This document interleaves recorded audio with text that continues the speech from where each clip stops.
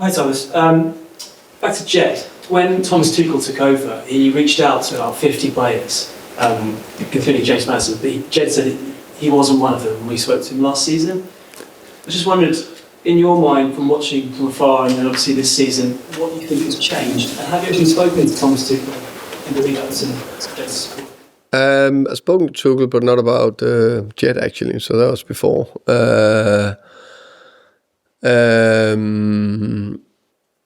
I think just think it's such a top example of in football it goes so quick, and we need to remind ourselves about it, and the players need to remind themselves about it sometimes, especially when now the team, clearly a coach was talking about the 12 players I need to manage that's not in the team, okay, I need to explain them that it can go quick. But with his performances, suddenly he's just in the picture because he is athletic. Now I'm guessing, I don't know, I have spoken to Tuchel about this. Athletic, quick, 1v1 defensively, exceptional good. Look at the performances he's done against PSG and also Burnley and City. Top wingers he's taking out. And when he's bombarding forward, it's very difficult to catch him. And he's, just a great type. He can play both sides, left and right. So, yeah, very good player. Arguably his best performance last season came against your Brentford team back in February. I erased that. All games we lose, I can't remember them. Well, I just wondered, if you can't remember, then fair enough. But no. That day, I mean, he took most people their breath away watching how well he played. And it really did sort of sum up how far he come. Yeah. Did you notice, the opposite man that day? Definitely noticed that it was difficult for Brian on the day to go past him. No, he's good yet. I actually followed him, since the championship days when Brentford was already on the radar there back then. And obviously it's been a fantastic start. The team looks so obviously well put together, but just fighting for everything. Forgive my language, but before you've famously talked about the New Zealand no dickheads policy. Just wondered what, in your mind, constitutes a dickhead and how you sort of fight against it? Fair play. I actually don't think there's any people that is a dickhead. I think then you're probably a psychopath if you are. I think most people are just not been guided well enough or got the help they need. And hopefully the most people, they're getting into a good group and they can see, okay, this is actually how we should behave. And a lot of them need to get guided. Then I would say there's probably a little bit with the ego. There's always the ego who get in the way for all of us. And it's about maybe being guided around that, I think is a key thing. And then I think also it's human nature. It's back in history. You want to be part of a clan. We want to be part of something. And you feel you're accepted and part of something, you're like willing to do more. So if you get into a good environment, good culture, you feel, oh, I'm part of something. Most of the guys that maybe are borderline dickheads, big egos, maybe we get around them and they get guided in the right way. And the best cultures is the ones where it's not me telling it all the time, but it's the players who's doing it in. Sorry, just as a follow-up, with that in mind, when it comes to bringing anyone into the club or whatever it might be, do you not really look at their sort of, if there's any sort of character references in the past, is it more when you actually deal with a player up front, that's when you really can tell? Yeah, but we take massive references. Massive, big on it. On any players done in the past, we'll do it the same. And of course, there are some players you are taking in that is like, okay, he's a 10 out of 10, perfect. Others are not 10 out of 10, but they can't be too low, of course. But then you think, okay, I think with our culture, it'll work anyway. Hey Thomas, can you talk a little bit to us about building a squad and for modern football, for Champions League campaign? When you look at, for example, your front unit, however you classify it, do you want two of each? Is variety more important than anything? I think the perfect picture, unfortunately it's not that perfect a lot of times in football or on clubs, in my opinion, is that you have 20 plus 3 players. That's a perfect. 2 in each position. All of them robust. Of course, you can get injuries. And then you need... You probably don't need 20 top players, because I also need that balance of everyone can get enough minutes. So it feeds their ego and where they are in their stage of career and everything. So that's the perfect scenario. It's not that often you get that. But when you look at Tottenham's injury record last season, does that come into your planning, or do you have to almost forget about it and say you can't legislate? No, that's 100%. Of course, it come into the planning. We had too many injuries last year, so you can't get around that. Hopefully, with some of the processes we set in place or put in place, that can help.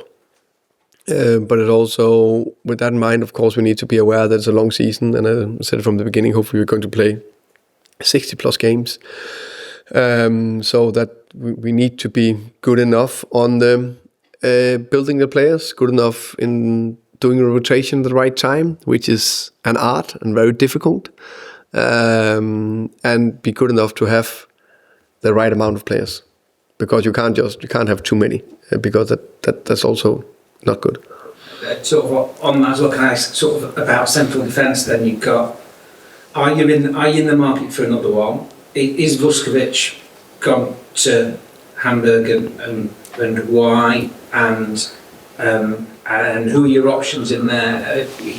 When you talked about injuries, what's Mickey's situation? Is he going to blow through every game, or is it going to be one of those where you have to? I think Vuskovic, there's definitely something on that. That he maybe will not be in the club this summer. We have right now 3 centre backs: Mickey, Romeo, Danso, and Ben can play there if necessary. We have Cotta, a young centre defender we got this summer, that is training with the team, running now, training with the team next week, or training with the ball. There's not many left behind. And then Dragason's come back in a couple of months. So I think that should be enough. Not necessarily, no. Not as stands, no, yeah. Matt. Hi. Just want to ask about the striking situation. Obviously, Richardson's in such good form. Is there anything Solanke can do at the moment more to get into the team, or has Richardson sort of made it impossible to drop? I think it's all about performances. Richie has been fantastic in the preseason. Played well, scoring goals. If you're playing well and scoring goals, you keep your shirt. It's difficult to put him out of the team, and I have no interest in doing that. On the flip side, I think Dom is a very good striker. I think Dominic have been, in my opinion, good for Tottenham. I know he had the injury and then, had to come back, and maybe didn't show his highest level in the end of last season. But I think it's 2 good strikers. We need 2 good strikers. We just said we're going to play 60 games, and with that, we need both. That competition obviously good for Tottenham for sure. Do you think, from Dom's perspective, that is a concern, particularly in a World Cup year, and he tries to get back into the English squad, that sort of situation you find? I think that's very far away right now. I think he knows that he's a good striker. He knows that I like him. He knows there's competition. I think if he probably knew that he still, if he, let's say he was in team and he performed and Richie was pushing, it's the same for both of them. And can I ask one about the conversations you have with players when the club's sort of looking to sign them? You spoke last week, you only want players here who want to be here. Maybe there's going to be news today that club signed someone who was also strongly linked with other clubs. But in general, how do you sort of convince yourself that a player does want to be here when you're speaking to them? I think when I speak to them, I'm pretty direct and honest in how I see the player. Of course, I want to sell the Tottenham project, of course, but I'm also direct in terms of how I see their role and what we hopefully can make them to become, but also that it will be a fantastic journey, but also can be ups and downs in that journey, and then there's bits I need to work on. We go into that. How can I say, sign off? I would like the player, but the player also needs to sign off to the project and the role. Jacob. So you said before about players having an ego. Presumably, though, there's a good type of ego and a bad type of ego. They need to have that when on the pitch, though. 100%. They need to. We all have the ego. We can't live without the ego. None of us would have been in this room probably being in the position you guys are. I am Anthony. We don't have an ego that can push us a bit. So I think that's hugely important. But I think it's important that it's not controlling you in many ways. And I always use that attitude as confident but humble. So you need to be extremely confident in your own abilities, but also humble about the team, humble about your role, humble about what you need to do, humble about is every single day you need to put the hard work in. But of course, when you step on the pitch, when I step in here, you need to look confident, but I'm not humble to do all the hard work. Forget it. You meet a player who maybe doesn't come across as having that kind of humble attitude. Are you immediately put off? You think I'd like to get in there and work out what's going on? I've met a few over the years. I think it's important to try to understand the player. I think it's so easy to say, he doesn't have enough, or you have too much, or it's the easiest way. It's my job together with the coaches to maximize their potential. To maximize their potential, I need to get to know them and try to get into them. Finish with John, please. I was wondering if you could give us an overview of this transfer window compared with the ones you've had at Brentford. Has it been a bigger pool because of financial? Tottenham got a bigger financial pool. You're looking for it. Was it a smaller pool because you're looking specifically for Champions Leagues? Have the numbers changed? If any, a smaller pool, I would say. But probably this similar. It's just a couple of levels above in terms of what you're looking for. But when you're looking for better players, there's not that many. And we all want the best and the perfect one, that perfect number 10 I described before. There's very few of them out there, if any. So when you do that, there's always some doubts in something. Of course, there is. But it's been a good learning. It's the same processes, but of course I need to get to know how people work here and how the processes are. So that means there's been more work this summer than there's been the other years in Brentford, except the first couple of years, of course. Which is natural. It seems that other clubs have been involved more. Than is it more like you've got to fend off the predators as well as rivals as well as convince? Say again. So, the club themselves got to fight other clubs and fighting for the same pools of players. Yeah. But to be fair, I think it was the same in Brentford, just on a different level. We just competed against other clubs, also wanted the players, so it's the same. There's just a few more you guys in here asking questions, and a few more to digging out stories that's maybe there, maybe not there. But that's the biggest difference. Is it a stressful period for the manager?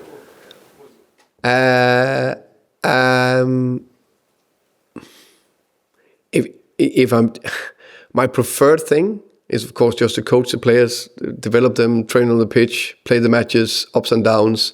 This is, it's part of it. So I'm like quite pragmatic. I know I need to do it. And I also want good players in, and you also, so it's fine, but I prefer the other bit. Okay. Thank you very much. Thank you, guys.